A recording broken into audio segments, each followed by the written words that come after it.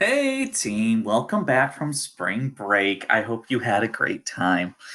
Um, we posted an announcement for you in terms of what the class is going to look like through the rest of April as we'll continue e-learning then. So please check that. It's in the update section. It's also been sent to you. So please double check that because we'll be during the week posting a short little content review, either in the form of a lecture like this or some other ways. And at the end of each week, we'll have a short Schoology assignment. So you'll be able to access that and submit it through Schoology.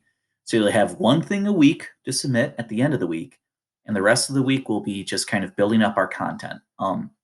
We will be doubling back a little bit. We'll be talking about some topics you have already heard about. So this should be ringing bells, be familiar. So throughout this month, we'll be hitting some things that we have discussed, but in slightly different ways. That being said, our first topic is going all the way back to the 50s. So this is all about 50s change in America. So again, this is post World War II. This is after America and the Allies' victory. And what does it look like in America? Well, this was our big image, right? To lead us off.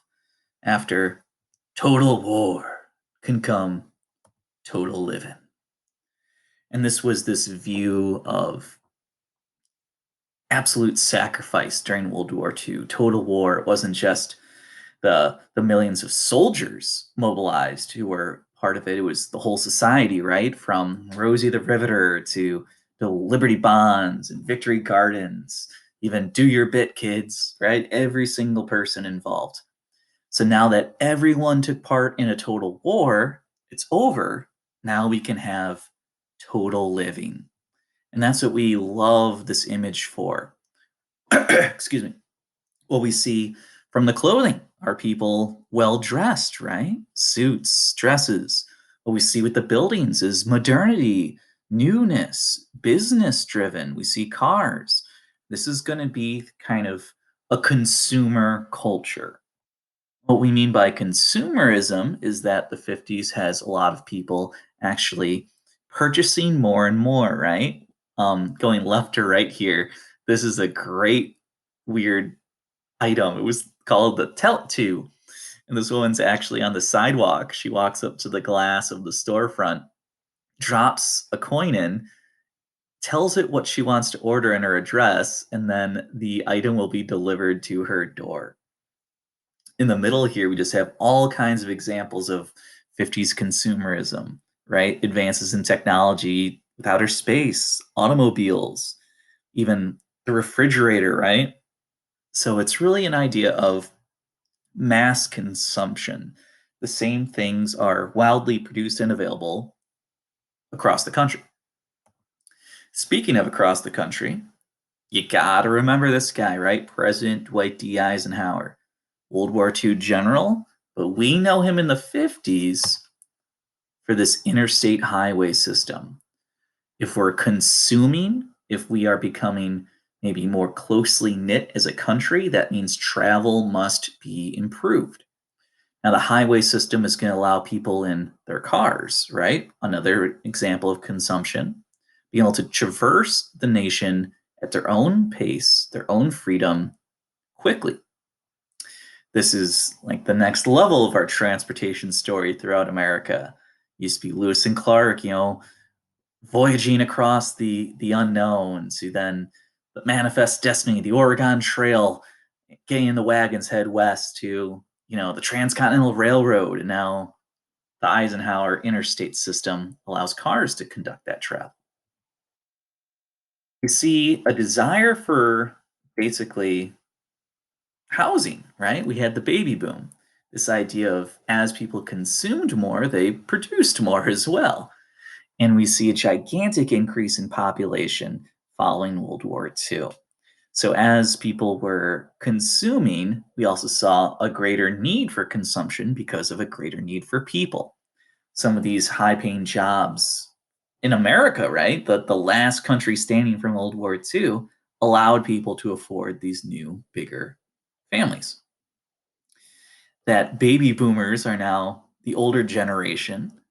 There's Gen X, there's Me and the millennials, and there's you guys, the Zoomers, as we said. With the growth of this population, this consumer growth, we also saw the idea of what we do with veterans, right? And it was the GI Bill of Rights. This notion that we should help out veterans with established hospitals, VA hospitals. We should help them find homes, low interest mortgages, not necessarily give them a home, but give them a better loan to obtain a home. And of course, the biggest one, the idea of a stipend for your education. GI Bill of Rights probably most famously helped veterans go to college, trade schools, increase their kind of job opportunities that way. So when we talk about a 50s society that's able to consume more, it's because they're able to afford more. In a lot of ways, that's through getting better jobs. And those jobs are opened up for veterans because of the GI Bill of Rights, getting that access to education.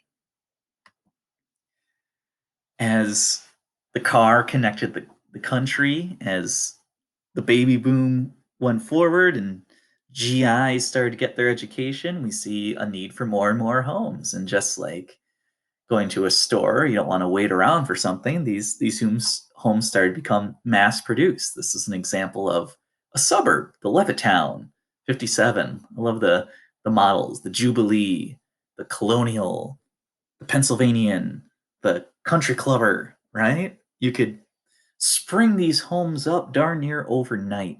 They're cookie cutter, almost the exact same.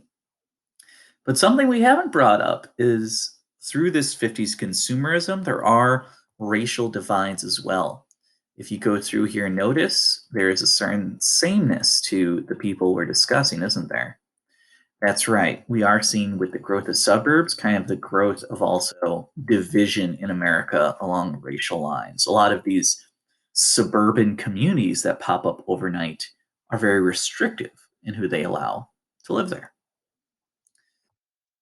Going along with the sameness, you can't ignore how you could drive across the country, live in the same home, East Coast to West Coast, and even eat the same food. Our favorite example of the consumer economy of the 50s would, of course, be McDonald's, the franchise, the Dairy Queen.